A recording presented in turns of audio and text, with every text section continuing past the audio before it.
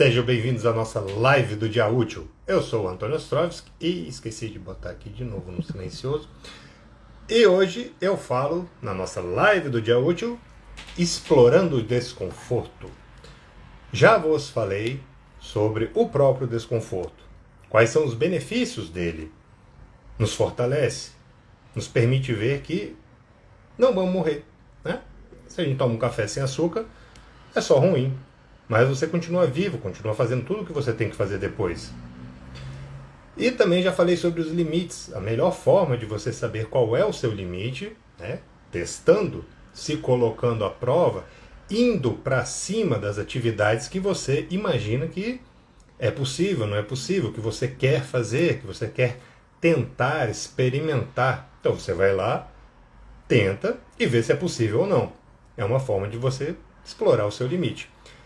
Agora vamos um pouco além, sobre o explorar o desconforto. A técnica da dessensibilização, ela serve justamente para que situações que são desconfortáveis, que gerem ansiedade, que te causem medo, com o passar do tempo, com o passar das vezes que você se coloca nelas, a tendência é que isso já não te gere tanto medo, já não te deixe tão ansioso, até que eventualmente se torne um fato corriqueiro. Olha, você acha que todo mundo que faz live aqui começa falando, né? Não do meu jeito, estou falando dos grandes. Começa falando do jeito que eles falam? De jeito nenhum. Muito menos as palestras que eles fazem. Você acha que eles já começaram daquele jeito? Com certeza não. Ou seja, você precisa treinar, que isso é um fato.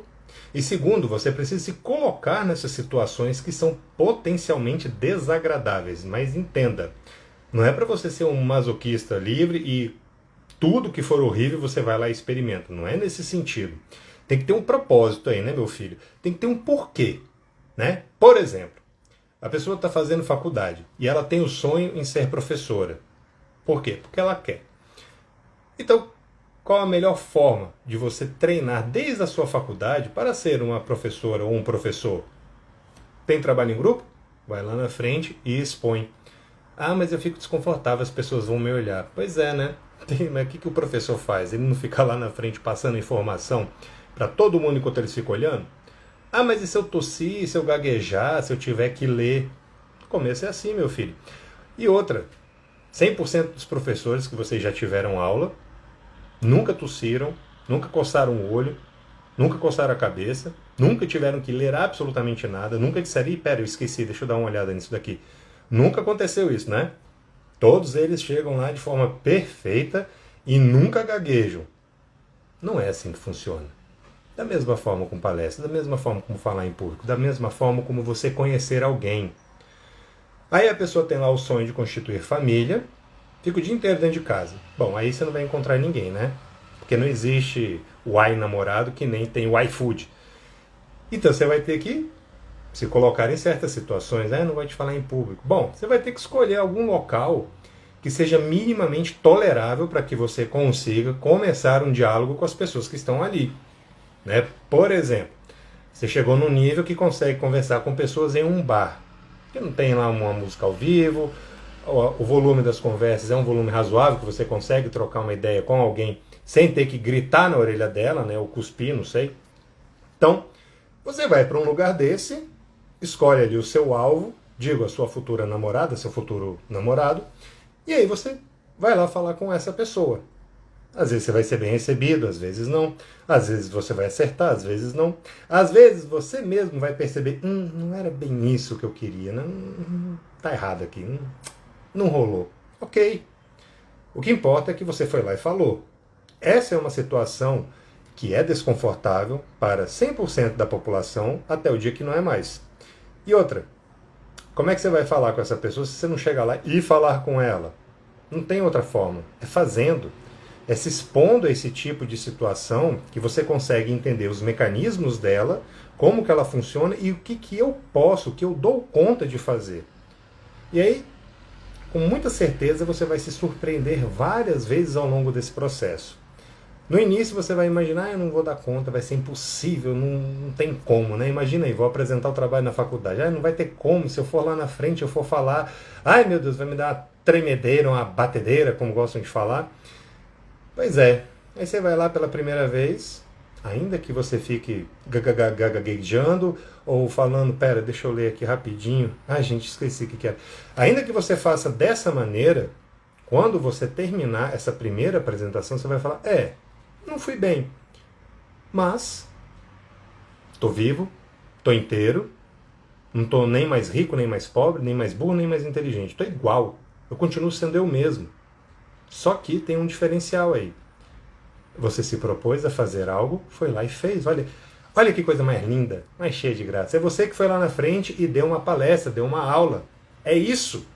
Você se colocou naquela situação porque existe um objetivo maior. Que nós também já falamos sobre objetivos maiores.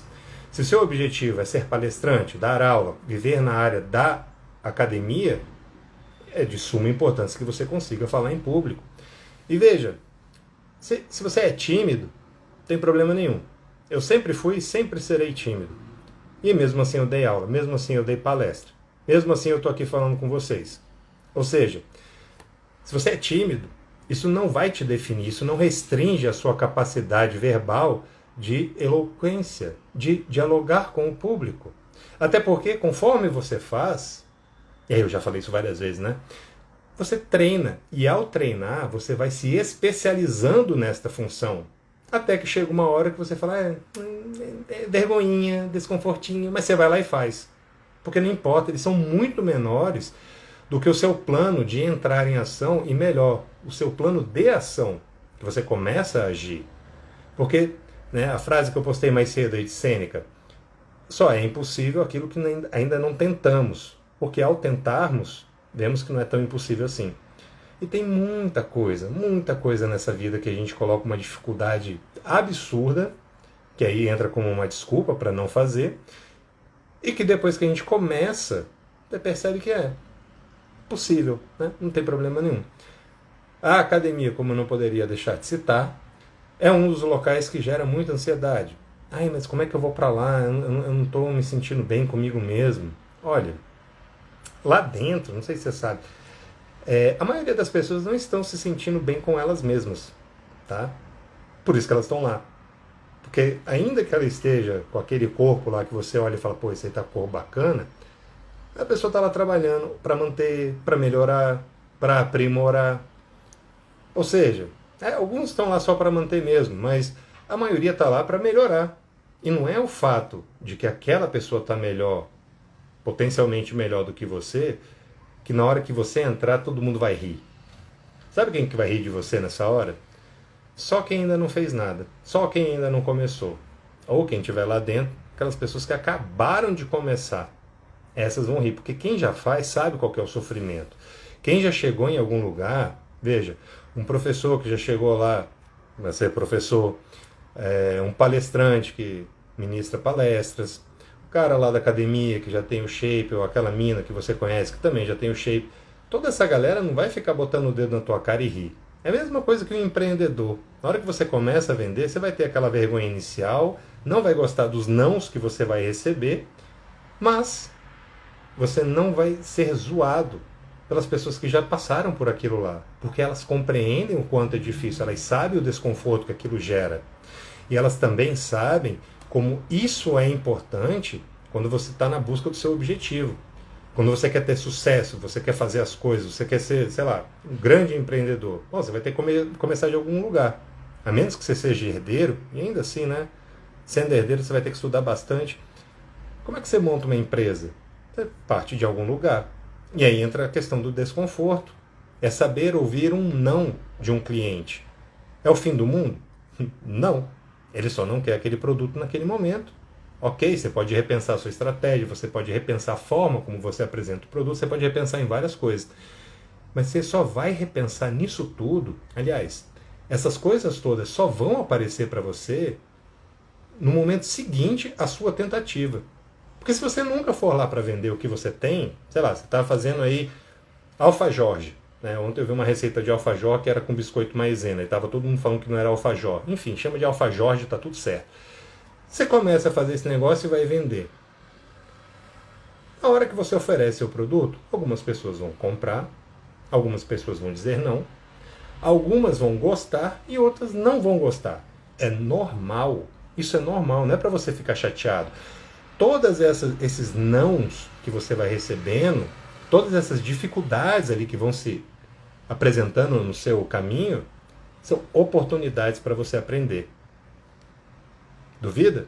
Bom, quando você começou a dirigir, pensa aí.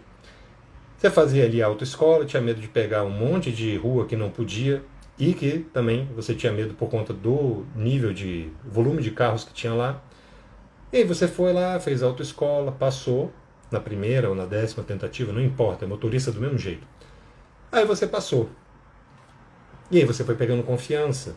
Confiança no sentido de você começava a andar na velocidade da via, você já estava ligado ali nos 3 retrovisores, né, nos externos e no interno.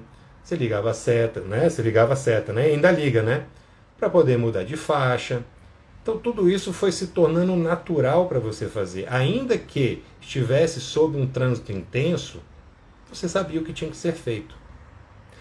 Mas como é que você sabia o que tinha que ser feito se só te colocassem lá no meio? Falassem, ó, já sabe dirigir? Então beleza, fera, toma o carro aí e vai. Você pode escalonar esse desconforto e por níveis, né? Ah, eu não gosto de falar em público. Então beleza, vou botar 3 pessoas aqui para eu falar. Depois eu aumento, vou botar umas 10. Aí umas 30. Aí eu vou falar para 100 pessoas. É uma forma. Você vai dando uma gradação nessa sua autoexposição até que aquilo se torne suportável. Porque no final das contas você vai ver que entre o antes e depois você só melhorou. Porque você aprendeu um monte depois daquilo. E assim nós podemos fazer com as outras coisas também. Sei lá, eu tenho medo de alguns tipos de animais. Você pode fazer isso também, uma dessensibilização com esse tipo de animal. Você pega ali primeiro uma foto, coloca a mão na foto. Né? Não, eu não preciso disso, eu já posso ir direto lá no zoológico ver o animal. Bom, dependendo do animal, você não vai nem poder botar a mão, né? Mas digamos que seja um cão ou um gato, que é mais fácil de você encontrar um vizinho ou um amigo que tem isso daí, ou até um familiar. Então, se no começo você tem aquele medo, você pode fazer esse tipo de exposição. Ver ali pela janela como é que tá. Aí depois vai ficando no mesmo ambiente ali, no suportável. Eu dou conta de ficar, deu 5 minutos, tá ótimo, tá? Não, agora chega, vou sair. Pronto. Você sai ali depois de 5 minutos. Até que vai chegar um momento que você vai fazer carinho e vai falar, tem uns aqui, alguns gatos vão te dar uma patada, tem os outros que são mais pacíficos. Tomara que você pegue um pacífico, então, né? E aí você vai ver que eu posso passar a mão. Eu posso passar a mão. Foi assim que eu fiz com a minha filha de 6 anos. Ela tinha medo, aí foi se aproximando, foi vendo, foi sendo exposta, até que um dia ela falou finalmente, eu quero passar a mão no gato. Pronto. Aí eu peguei o gato e falei, toma, passa a mão. Ah, mas ele vai me morder, vai me bater, vai não sei o quê. Eu falei, bom, se você não puxar o rabo e não enfiar o dedo no olho, ele não vai fazer nada. Ela, no caso. A gata não vai fazer nada. Ela só vai ficar recebendo seu carinho. E aí ela pegou, né, aquele desconforto dela, foi enfrentando aos poucos até que, pronto. Hoje ela pega no gato. Não fica com medo. Né? Em 100% das vezes? Quase. Né? Ela tem 6 anos. Mas é um processo. E aí você não pode se forçar. Ah, mas eu já tenho 50 e tenho medo disso aí também. Olha, mas você não pode se forçar. Nos 49 anos atrás, você tentou isso? Você se colocou nessa situação? Aliás, você quis. Isso é muito importante. Você quis se colocar nessa situação? Porque se a resposta for não para todas, então é claro, vai ser aos 50 mesmo. E aí aos 50 você tem que se perguntar, para que eu quero? Porque eu só quero superar? Ótimo. Porque eu quero ter um animal? Beleza. Ah, eu só quero ver de qual é. Ok. Mas dependendo da sua motivação também, meu filho, você vai ter mais vontade de ficar lá naquele desconforto. Né? Eu falei para vocês daquele teste de colocar a mão dentro do gelo. E aí tem um elemento novo, né? Se você gritar e xingar e tal, você fica mais tempo realmente com a mão dentro do gelo, porque é mega desconfortável e dolorido. Mas também você pode ficar sorrindo, desse jeito. Porque o sorriso, você acaba se concentrando aqui, neste sorriso. Não no meu, né? No seu, no caso. Você vai ficar concentrado em sorrir naquele momento. Então você vai suportar mais o desconforto, mais um pouco aquela dor. Não é que você se torna imbatível aí não, tá? Não é, é só sorrir aqui então que se alguém me der um tiro eu não caio. Não, não é assim que funciona. Você só vai ter um pouco mais de resistência do que você teria se não estivesse sorrindo. Ou seja, está diante de uma situação desconfortável, faz ali um sorriso porque você se concentra em outra coisa. Você não fica ali focado no problema, naquela situação que porventura gera uma ansiedade, gera um medo, gera uma vontade de ir embora, de se retirar do local. Você vai estar concentrado em outra coisa.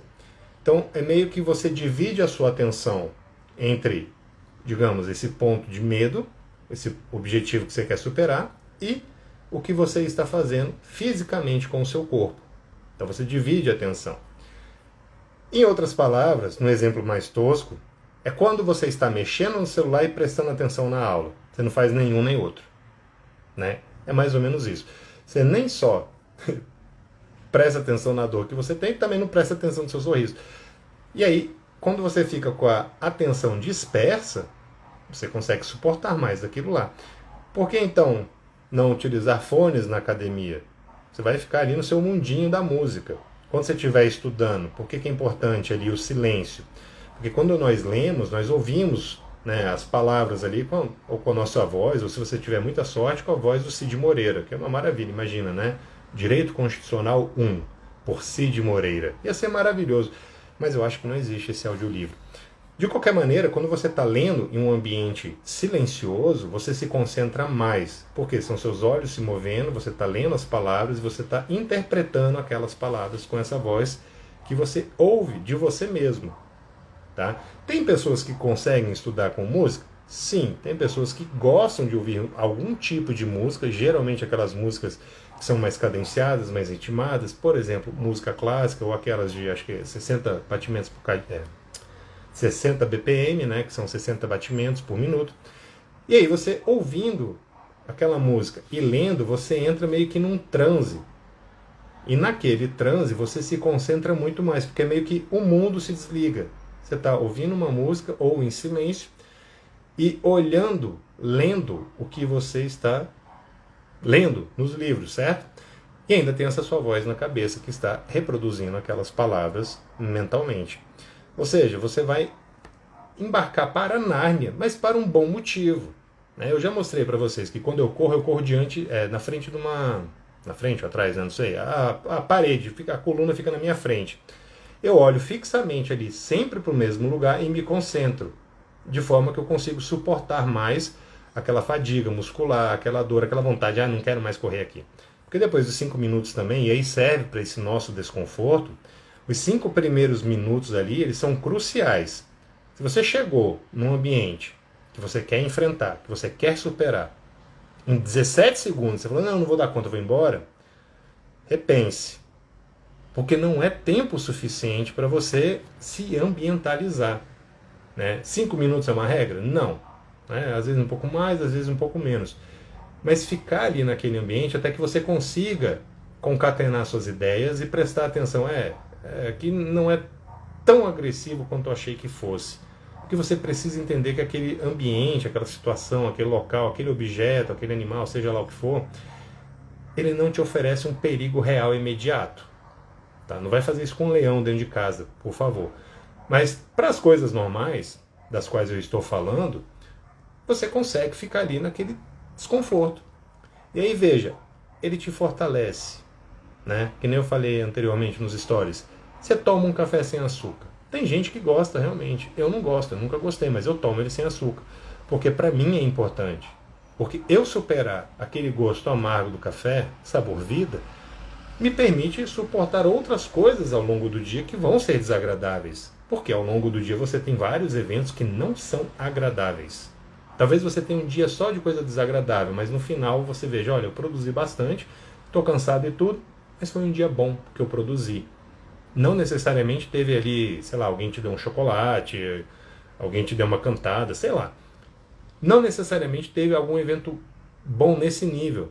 Mas ao final você faz o somatório das coisas e pensa, pô, foi legal. Consegui fazer o que eu tinha que fazer, dei atenção para quem eu tinha que dar, produzi, me senti útil, estou feliz, amanhã estamos de volta. Pronto. Percebe? Esse fortalecer interno, ele altera o seu estado de espírito. Que é muito importante a gente não confundir com esse negócio de empolgação. E quando eu falo estado de espírito é uma maneira mais didática, não é exatamente o estado de espírito. Porque se nós nos entregarmos ao estado de espírito, né, estou meio cansado hoje, desanimado, então eu não vou para academia, não vai mesmo não. Né? Então, não vou nem usar então essa palavra, deixa outra. A empolgação, você vai dormir empolgado, vai acordar completamente sem nenhum tipo de empolgação. Por isso que você dorme querendo mudar o mundo e acorda querendo mais 5 minutos ali do despertador, né? Ou seja, o desconforto ele te mostra que tá tudo bem você tomar o café sem açúcar, tá tudo bem você tomar um banho frio, tá tudo bem você ficar suando no calor, sem o ar-condicionado, sem o ventilador. As coisas continuam. Você continua aí. Você continua fazendo o que você tem para fazer. Às vezes um pouco mais devagar, às vezes um pouco mais rápido, mas você continua. Beleza? E aí, o que acontece? Quando você acorda, digamos que você já está um pouco acostumado com algum tipo de desconforto ali no seu dia a dia. Acordar em si, às vezes, não é tão confortável quanto a gente gostaria que fosse, certo? E esse primeiro desconforto do dia, imagina você já vencê-lo. É o chamado minuto heróico. Tocou o despertador às 5 da manhã. Você vai, enfia o dedão lá no despertador, ele para de... Né, você botou uma música que você gostava, nunca mais você vai ouvir essa música. Você tira ali, né, o seu despertador, ele para de gritar com você e você levanta. Esse é o minuto heróico. Se você marcou às 5, levantou às 5, parabéns. Você acabou de vencer o primeiro desconforto do dia. É o mais difícil? Não sei. Não dá pra gente saber. Mas pelo menos o primeiro desconforto que se apresentou ali para você, você já venceu. Ou seja, você vai ser um vitorioso na vida? Sim e não. Sim, porque você já conseguiu superar quem? Você mesmo. Você já se superou ali naquele momento. É que nosso maior inimigo, como eu já vos falei várias e várias vezes, somos nós mesmos. Nós nos colocamos esses empecilhos. Então, se você se supera ali naquele momento, cara, você está meio que pronto para o fight do dia a dia. Você está pronto lá para poder sentar a lenha naquele relatório, escrever, pegar aquele livro, ler ele todo, né, ir para a academia e puxar o ferro, ao invés de treinar fofo, vai treinar forte, entendeu? Esse é o tipo de coisa. Inclusive, aí as pessoas falam, mas é porque eu queria fazer uma dieta para comer isso, comer aquilo e tal, não sei o que. Olha, existem certos tipos de alimento que eles se repetem, né, na maioria das dietas, e tem pessoas que não ligam de comer a mesma coisa todo dia. E isso é bom, tá? Isso é muito bom. Primeiro que você pode fazer um estoque industrial dentro de casa, dependendo do preço, não é mais? Você pode fazer um estoque industrial daquilo lá. Segundo, você não precisa se preocupar com o cardápio, você vai comer aquilo lá todo dia. E se você dá conta de comer aquilo lá todo dia, olha a disciplina, olha a força de vontade. Aí, eventualmente, você sai para comer uma pizza, tomar um chopp, comer um hambúrguer, sei lá. Você vai aproveitar 10 vezes mais aquilo, meu filho. 10 vezes mais. Por quê? Porque você já estava empanturrado de frango com salada, ou frango com batata doce, ou gema de ovo com seja lá o que for. Você já está empanturrado daquilo. É um tipo de desconforto que te dá uma disciplina, que te dá garra, que te dá, né, uma força interior e te mostra, cara, você consegue. Você achava que não conseguia, mas você começou a fazer. Tá vendo como você consegue? E você é o primeiro a olhar para si mesmo e falar, bicho, eu estou orgulhoso comigo mesmo. Eu estou conseguindo. O que os outros vão dizer? Não importa nem um pouquinho o que os outros vão dizer. Absolutamente não. Certamente vão botar algum defeito no que você está fazendo. Ah, você estuda demais, aí você trabalha demais, aí você malha demais, aí você come de menos, aí você não sei o que lá. Então esquece o que eles estão falando. É você que vai se comparar com você mesmo, lembra? Se você hoje dá conta de fazer isso tudo, cara, olha que bacana. Imagina um mês atrás como é que você estava e olha hoje como você está. E aí esses desconfortos que você tem, o trabalho, às vezes alguém está numa conversa chata, você está tentando fazer seu relatório, né, que você vai buscar todas as conversas chatas lá do seu trabalho para fazer relatórios, né? Mas, eventualmente, por que não? Tá lá fazendo o seu trabalho, eu preciso treinar minha capacidade de concentração quando as pessoas estão falando perto de mim, porque acaba que eu me desvio para ouvir o que elas estão dizendo. Olha aí, mais uma chance. A primeira vez você vai conseguir? Provavelmente você vai falhar miseravelmente, porque é a primeira vez, tá? É a primeira. Você não pode entrar nisso daí, olha, vamos ser realistas. Você não pode entrar nessas suas tentativas achando que você já vai ser o maior vitorioso delas. É impossível que você seja? De jeito nenhum. Mas você não pode entrar na expectativa de que vai ganhar, porque daí o que acontece? Você vai ficar frustrado. E eventualmente você vai se dar bem nisso daí. Então nós estamos mirando no eventualmente vamos nos dar bem. E não é só tentar uma vez que vai dar tudo certo. Tá? Porque não é assim. Às vezes não é assim que funciona. Tá? Não é impossível, mas na maioria dos casos não é assim que funciona. Então saiba que hoje você, sei lá, você se aproximou 30 metros de um gato. Tá lá a 30 metros. Aí no dia seguinte você foi fazer essa exposição, não consigo, só consigo a 50. Tudo bem, é uma recaída. Eu já falei sobre a recaída. Ela faz parte desse processo. Eu não estou pronto ainda para me aproximar aqueles mesmos 30 metros ou diminuir essa distância. Ok? Entendeu? É o seu limite ali que está falando, pera, calma. Deixa eu elaborar mais um pouquinho isso aqui dentro de mim, que aí depois você chega mais próximo. Beleza. Mas a questão é você se manter colocando-se nesse desconforto. Porque senão, o que acontece? Vamos lá. Quero me concentrar mais, quero produzir mais, quero ter mais disposição e energia para ficar com a minha família e fazer as coisas que são importantes. Mas você nunca se coloca em movimento. Você nunca se coloca em nenhuma situação. Vou ter que arrumar a casa. A casa está uma bagunça. Você diz, eu queria uma casa organizada. Você já tentou organizar? Não. É para bagunçar a casa e você organizá-la de novo? Óbvio que não, né? Mas você tem que se colocar em movimento. Então, antes de tudo, a decisão. Porque se você quer, você decide, não, eu quero, eu vou fazer isso daqui. E aí você transforma isso em uma ação, ótimo. Porque se só ficar assim naquele plano do pensamento, eu preciso ser melhor nisso, eu preciso fazer aquilo, eu gostaria de. No plano do pensamento a gente não resolve absolutamente nada. A gente só vai ficar mais frustrado e mais cansado. Porque a gente não fez nada. Está só na cabeça. Então você tem que colocar em ação. Você tem que se colocar nesse desconforto. Procura um aí. O café é o melhor de todos, que é uma bebida. Você vai ver que só é ruim. De repente vai que você gosta. Tem um monte de gente aqui que gosta e adora, né? Inclusive elogia. Eu não gosto, eu sou sincero, eu não gosto. Eu tomo sem adoçante, sem açúcar, mas eu não gosto. E tomo mesmo assim. E por que isso é masoquismo? Não, porque é um desconforto. Então, se eu dou conta de um café, o que mais eu dou conta? E você vai testando isso aí com você também. Né? A minha academia, seja isso bom ou ruim, ela testa o meu desconforto porque o ar-condicionado não funciona 99% das vezes. Então eu treino naquele calor, é mega desconfortável. Eu sinto que meu rendimento cai, mas ainda assim eu vou lá e faço o que eu tenho que fazer. Um ponto positivo. Imagina no dia que eu estiver numa academia que tem um ar-condicionado maneiríssimo. Olha que beleza. Desempenho vai lá pra cima. Eu acho, né, também, né? Vai que até lá eu já vou estar mais velho. Beleza? Então você faz o seguinte, meu filho. Se coloca, aproveita essas oportunidades, se coloque no desconforto. Eu sempre falava isso para os alunos. Você tem vergonha de falar em público? Vai lá e apresenta todo e qualquer trabalho, porque um dia vai chegar o seu TCC, e no TCC você vai apresentar para pelo menos 3 pessoas. O seu orientador, o outro professor que vai te dar nota, e mais um professor que vai estar ali, às vezes é seu co-orientador, às vezes é um outro professor convidado também para fazer algum comentário.